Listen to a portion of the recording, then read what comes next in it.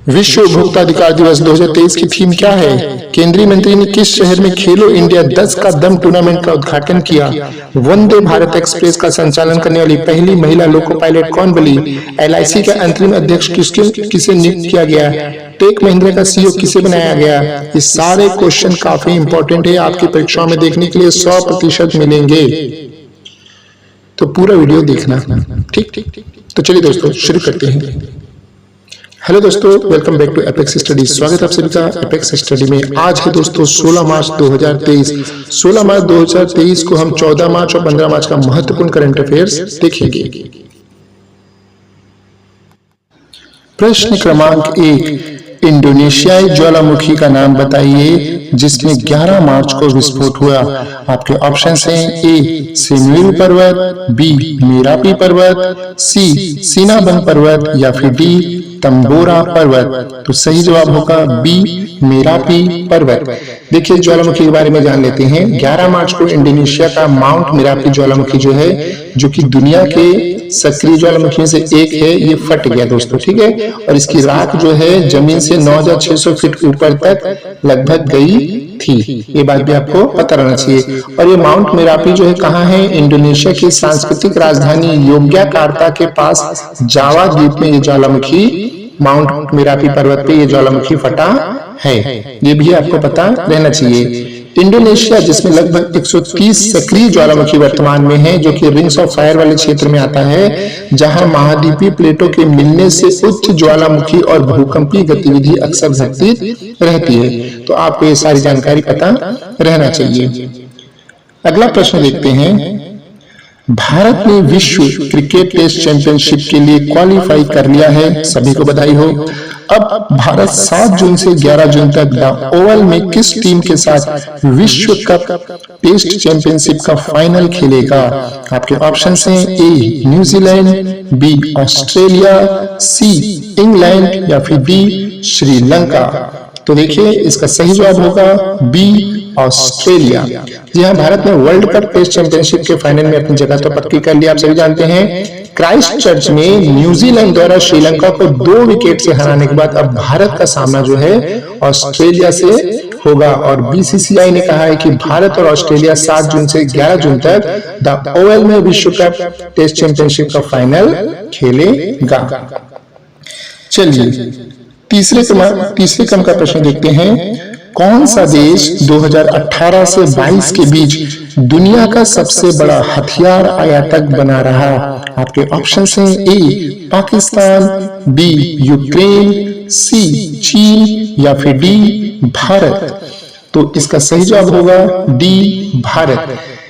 भारत जो है दोस्तों, भारत द्वारा कुल आयात में गिरावट के बावजूद भारत कुल वैश्विक हथियारों के आयात में 11% हिस्सेदारी के साथ जो है 2018 से 22 के बीच में सबसे बड़ा हथियार आयातक बना रहा है। अब इसका कारण क्या है? तो देखिए भारत का पाकिस्तान और चीन के साथ तनाव हथियारों के आयात का मुख्य कारण है, ये आपको पता रहना चाहिए। सिप्री के नवीनतम आंकड़ों के अनुसार रूस, फ्रांस और इजराइल के लिए भारत सबसे बड़ा हथियार निर्यात बाजार है।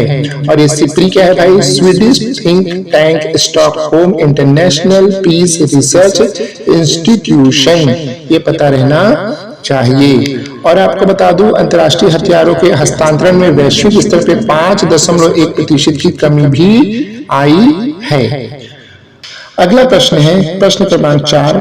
ITB बर्लिन में अंतर्राष्ट्रीय golden city gate tourism award 2023 में किस देश ने गोल्डन एंड सिल्वर स्टार जीता? आपके ऑप्शन हैं ए जापान, बी भारत, सी नेपाल या फिर डी भूटान। तो सही जवाब होगा बी भारत। देखिए पर्यटन मंत्रालय ने TV, cinema, commercial, international and country international श्रेणी में गोल्डन और सिल्वर स्टार पुरस्कार जीता है। ठीक है, और ये पुरस्कार किसने प्राप्त किया? भारत सरकार के पर्यटन सचिव जो हैं श्री अरविंद सिंह ने पुरस्कार प्राप्त किया है। और इसका आयोजन जो है ITB बर्लिन में जो है यह शो 7 से 9 मार्च 2023 तक जो है आयोजित किया गया था। ये चीज आप जरूर देखिएगा। चलिए अगला प्रश्न देखते हैं। प्रश्न क्रमांक 5, हिंद महासागर क्षेत्र में 13 से 14 मार्च 2023 तक एक बहुपक्षीय अभ्यास ला पैरोस का कौन सा संस्करण आयोजित किया गया? आपके ऑप्शन हैं ए दूसरा, बी तीसरा, सी चौथा या फिर डी पांचवा। तो इसका जो है ये तीसरा मतलब कि बी सही जवाब होगा। तीसरा जो है संस्करण जो है आयोजित किया गया था हिंद महासागर क्षेत्र में 13 से लेकर 14 मार्च तक जो है यह अभ्यास ला पैरोस का तीसरा संस्करण आयोजित किया गया था। कौन कौन शामिल थे? तो इस संस्करण में रॉयल ऑस्ट्रियाई नौसेना, फ्रांसीसी नौसेना, भारतीय नौसेना, जापानी maritime self defence force, royal navy और यूनाइटेड स्टेट नेवी के कर्मियों, जहाजों और इंट्रीगल हेलीकॉप्टरों द्वारा इस अभ्यास में भाग लिया गया था। ला पैरोस एक द्विवर्षीय अभ्यास है, मतलब साल में 2 बार होता है, जिसका आयोजन जो है फ्रांसीसी नौसेना के द्वारा किया जाता है। ये आपको पता रहना चाहिए। और इसका उद्देश्य क्या होता है? इसका उद्देश्य समुद्री डोमेन जागरूकता बढ़ाना और हिंद प्रशांत क्षेत्र में भाग लेने वाली नौसेनाओं के बीच समुद्री समन्वय को अधिकतम करना। ये चीज आपको पता रहना चाहिए, काफी महत्वपूर्ण है। और एक चीज मैं बताया था आपको, भारत की तरफ से स्वदेश निर्मित guided missile frigate INS Sahyadri और फ्लीट टैंकर INS ज्योति ने युद्ध अभ्यास में इस संस्करण में भाग लिया। तो INS सहाद्री और INS ज्योति का नाम आपको याद रखना है, काफी महत्वपूर्ण है। अगला प्रश्न है दोस्तों, प्रश्न क्रमांक 6, टेक महिंद्रा के प्रबंध निदेशक और मुख्य कार्यकारी अधिकारी CEO के रूप में किसे नियुक्त किया गया है? आपके ऑप्शन हैं ए SD शिबुलाल, बी कुमार दिनेश, सी NS राघवन या फिर डी मोहित जोशी। तो सही जवाब होगा डी मोहित जोशी। प्रश्न क्रमांक 7, 2023-24 के पुडुचेरी बजट के बारे में निम्नलिखित में से कौन सा कथन सही है?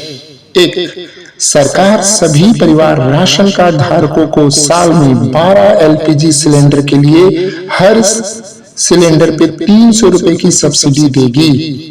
और 2, बजट में स्कूली शिक्षा के लिए 924.68 करोड़ रुपए आवंटित किए गए हैं। अब सही कोड का चयन करें। ऑप्शंस हैं ए केवल 1, बी केवल 2, सी 1 और 2 या फिर डी इनमें से कोई नहीं। तो देखिए इसका जो सही जवाब होगा सी होगा, 1 और 2 दोनों बात जो है सही है। आइए थोड़ा चर्चा करते हैं। पुडुचेरी के मुख्यमंत्री कौन है? N रंगासामी ने विधानसभा में 2023-24 के लिए 11,600 करोड़ का बजट पेश किया। ये पहले आप ध्यान में रखिए। दूसरी चीज है, राज्य सरकार ने बाजरा की खेती के लिए एक योजना की भी घोषणा की है, ये भी ध्यान में रखना है। तीसरा, जल जीवन मिशन के लिए 28.27 करोड़ रुपए की कह सकते हैं बजट पेश किया है। इसके अलावा आपको पता रहना चाहिए प्रधानमंत्री आवास योजना शहरी योजना के लिए जो है 2500 आवासों का निर्माण पूरा कर लिया जाएगा, ये बात भी उन्होंने कहा है। अब आते हैं अपनी बात पे। सरकार 126 करोड़ की लागत से सभी परिवार राशन कार्ड धारियों को साल में 12 LPG सिलेंडर के लिए हर सिलेंडर पे 300 रुपए की सब्सिडी देगी। मतलब साल में 3600 रुपया जो है सब्सिडी देगी। ये भी आप ध्यान रखिएगा, घुमा के भी पूछता है। और इसके अलावा स्कूल शिक्षा के लिए 924.68 करोड़ रुपए भी आवंटित किए गए हैं। तो दोनों बात सही है, ठीक है। और एक चीज ध्यान रखना है, सरकार 5 सालों के लिए भूमि, भवन और मशीनरी पे 1% की भी सब्सिडी देगी भैया। प्रश्न क्रमांक 8, निम्नलिखित में से किस IIT के शोधकर्ताओं ने एक नए जीवाणुरोधी अणु IITR 00693 की खोज की है? आपके ऑप्शन हैं A IIT Raipur, B IIT Roorkee, C IIT Kanpur या फिर डी IIT रोपड़। तो सही जवाब होगा बी IIT रुड़की। देखिए भारतीय प्रौद्योगिकी संस्थान IIT रुड़की के शोधकर्ताओं ने एक नए जीवाणुरोधी छोटे अणु IITR मतलब IIT रुड़की 00693 ये नाम दिया है कि खोज की है। ये जो जीवाणुरोधी अणु है ना केवल सबसे जिद्दी बैक्टीरिया को मारता है बल्कि प्रतिरोध के उपद्रव को भी रोकता है। और आईआईटी ये जो शोध है इसका निष्कर्ष जो है American chemical society journal ACS infectious diseases में भी प्रकाशित किया गया है। चलिए दोस्तों 9वें क्रम का प्रश्न देखते हैं। 3 माह के लिए LIC के अंतरिम अध्यक्ष के रूप में किसे नियुक्त किया गया है? आपके ऑप्शन हैं A MR Kumar, B Siddharth Mohanty, C Rajiv Shukla या फिर D सुरेश यादव। सही जवाब होगा B सिद्धार्थ मोहंती। इनको जो है LIC का अंतरिम अध्यक्ष नियुक्त किया गया है। 10वें क्रम का प्रश्न है वंदे भारत एक्सप्रेस का संचालन करने वाली पहली महिला लोको पायलट कौन है? आपके ऑप्शन हैं A Anjali Jain, B Richa Kumari, C Shiv Chauhan या फिर D सुरेखा यादव। सही जवाब होगा D सुरेखा यादव। 15 मार्च 2023 का महत्वपूर्ण करंट अफेयर देखते हैं। प्रश्न क्रमांक 1 उत्तराखंड सरकार ने राज्य के गठन के लिए आंदोलन करने वालों को राज्य सरकार की नौकरियों में कितने प्रतिशत आरक्षण देने की स्वीकृति दे दी है? आपके ऑप्शन हैं A 10%, B 15%, C 20% या फिर D 25%। तो 10% जो है 36 आरक्षण की मंजूरी दी गई है। ये जो है सही जवाब होगा। प्रश्न क्रमांक 2 विश्व उपभोक्ता अधिकार दिवस 2023 की थीम क्या है? तो आपके ऑप्शन हैं A निष्पक्ष डिजिटल विच, B स्वच्छ ऊर्जा परिवर्तन के माध्यम से उपभोक्ताओं को सशक्त बनाना, C प्लास्टिक प्रदूषण से निपटाना या फिर D सतत उपभोक्ता। तो सही जवाब होगा इसकी थीम थी B स्वच्छ ऊर्जा परिवर्तन के माध्यम से उपभोक्ताओं को सशक्त बनाना। चलिए अगली बात करते हैं। प्रश्न क्रमांक 3 RBI ने निम्नलिखित में से किस कंपनी को इंफ्रास्ट्रक्चर फाइनेंस कंपनी का दर्जा दिया है? आपके ऑप्शन हैं A भारतीय रेलवे खान पान और पर्यटन निगम, B भारतीय अक्षय ऊर्जा विकास agency, C Bharat dynamics limited या फिर D भारतीय विमापत्तन प्राधिकरण। तो इसमें जो है RBI ने भारतीय अक्षय ऊर्जा विकास एजेंसी को जो है इंफ्रास्ट्रक्चर फाइनेंस कंपनी का दर्जा दे दिया है। अगला प्रश्न दोस्तों केंद्रीय मंत्री ने किस शहर में खेलो इंडिया 10 का दम टूर्नामेंट का उद्घाटन किया? आपके ऑप्शन हैं A नई दिल्ली, B जयपुर, C चेन्नई या फिर D भोपाल। तो सही जवाब होगा A नई दिल्ली। ठीक है, तो नई दिल्ली में जो है युवा मामले और खेल मंत्रालय ने 10 से 31 मार्च तक खेलो इंडिया 10 कदम टूर्नामेंट आयोजन किया है। ठीक है, और ये दिल्ली में जो है इसकी शुरुआत हुई है। करीब 50 देशों के 15,000 महिला एथलीट्स इसमें भाग ले रही हैं और करीब 10 खेल जो है इसमें होंगे। चलिए दोस्तों 5वें क्रम का प्रश्न देखते हैं। निम्नलिखित में से कौन सा बैंक मार्च 2023 में अमेरिकी नियामकों द्वारा बंद किए जाने वाला दूसरा अमेरिकी बैंक बन गया है? ऑप्शन हैं A Signature Bank, B American Starling Bank, C Freedom National Bank या फिर D सिल्वर स्टेट बैंक। तो ये जो है कौन सा है? सही जवाब A सिग्नेचर बैंक।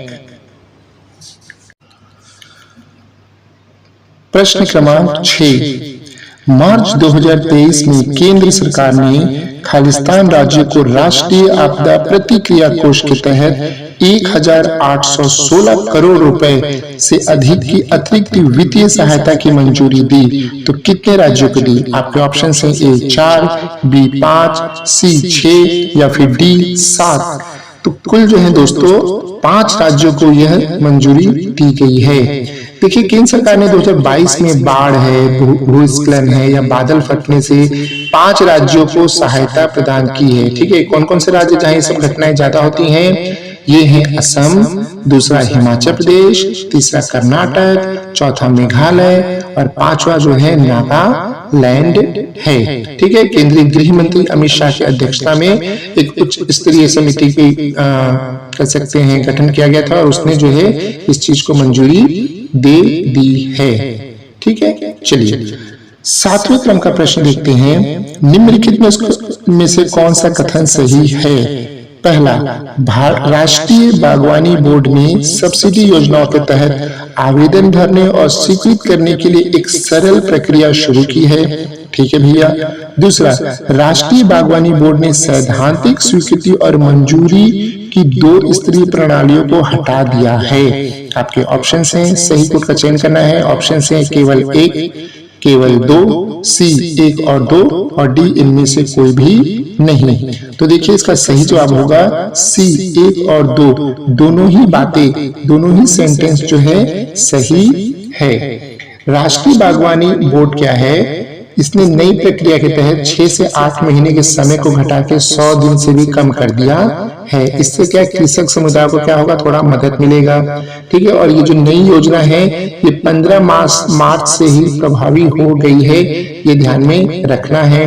राष्ट्रीय बागवानी बोर्ड ने सैद्धांतिक स्वीकृति और मंजूरी के अनुदान की 2 स्तरीय प्रणाली को हटा दिया है। इसका मतलब क्या है? इसको सरल बना दिया है। ठीक है, अब कैसे सरल बना दिया? सैद्धांतिक अनुमोदन की आवश्यकता नहीं है। आवेदक सीधे जो है NHB को आवेदनों की मंजूरी के लिए आवेदन कर सकता है। ठीक है, और आवेदन प्रक्रिया पूरी तरह से डिजिटल हो गई है, जिसमें परीक्षा और आवेदनों की मंजूरी शामिल है। अगला प्रश्न है 8वें क्रम का। CBI ने किस ऑपरेशन के तहत 1 साल में 33 भगोड़ों का प्रत्यार्पण किया? तो आपके ऑप्शन हैं, ए ऑपरेशन त्रिशूल, बी ऑपरेशन गरुड़, सी ऑपरेशन मेघ चक्र या फिर डी ऑपरेशन आकाश। तो सही ऑप्शन होगा ए ऑपरेशन त्रिशूल।